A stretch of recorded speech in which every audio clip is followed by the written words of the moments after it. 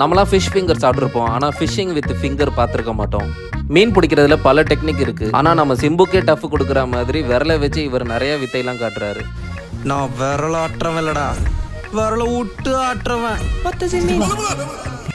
ஆற்றுல இருக்க மீனை பிடிக்கிறதுக்கு தன்னோட கட்டை விரலையே ஒரு புழு மாதிரி யூஸ் பண்ணி இந்த மீனை பிடிக்கிறாரு. பயங்கரமான ஆளா இருக்கேடா. இந்த மெத்தடு நல்லா இருக்கேன்னு யூஸ் பண்ணி பார்த்துறாதீங்க, ஏன்னா அந்த மீனுக்கு பதிலாக இந்த மீன் மாட்டினா உங்கள் நிலைமை.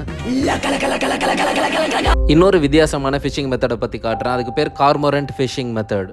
வாத்து மாதிரி இருக்கிற இந்த பறவையோட பேர் தான் கார்மோரண்ட். இந்த பறவை மீன் பிடிக்கிறதுல பயங்கர எக்ஸ்பர்ட், மனுஷனுங்க ஏமாத்துறதுல எக்ஸ்பர்ட். இந்த பேர்டு நல்லா பழக்கின ஃபிஷர்மேன் தண்ணியில் இந்த பறவையை இறக்கி விட்டு மீனை வேட்டையாட விடுறாங்க. அதுங்க அந்த மீனை முழுங்கிடக்கூடாதுன்றதுக்காக அதுங்க கழுத்தில் ஒரு த்ரெட்டை போட்டு கட்டிடுறாங்க. அதுங்களும் பெரிய மீனை வேட்டையாடி கொடுத்துட்டு இவங்க கொடுக்குற சின்ன மீனை சாப்பிட்டுட்டு அவங்க கூடயே இருக்குது. டெய்லியும் ஒரு ஷார்ட்ஸ் மூலியமாக இன்ட்ரெஸ்டிங்கான கண்டென்ட்டை தமிழில் தெரிஞ்சுக்க நம்ம சேனலை சப்ஸ்கிரைப் பண்ணிக்கோங்க.